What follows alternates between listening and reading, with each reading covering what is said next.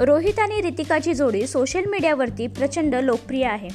अनेक महत्त्वाच्या मॅच दरम्यान हिटमॅनची पत्नी त्याच्या व टीमच्या यशासाठी प्रार्थना करत असल्याचे व्हायरल व्हिडिओज पाहायला मिळतात.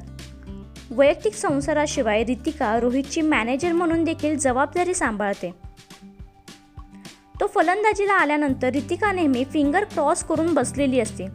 याच संदर्भात कपिल शर्माने रोहितला एक प्रश्न विचारला. तुम्हा सगळ्या खेळाडूंमध्ये मैत्रीपूर्वक वातावरण असतं. जेव्हा तू एखाद्या बॉलरला अगदी सहजपणे सिक्स मारतोस तेव्हा कधी कोणत्या बॉलरने तुला सांगितलं आहे का, सिक्स नको मारू, माझी गर्लफ्रेंड आली आहे वगैरे?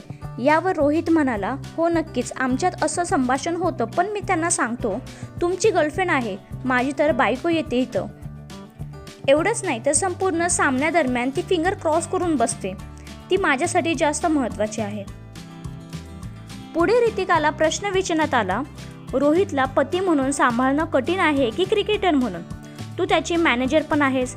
यावर रितिका म्हणाली, पती म्हणून, कारण कर्णधार म्हणून त्याला सांभाळण्यासाठी त्याच्याकडे टीम आहे. मला काही करण्याची गरज नाही. दोघांचं संभाषण सुरू असताना रोहित मध्येच म्हणतो, तिला मैदानात किंवा ड्रेसिंग रूममध्ये प्रवेश करता येत नाही, पण मला घरात जावं लागतं आणि तिथे ही एकमेव कर्णधार आहे.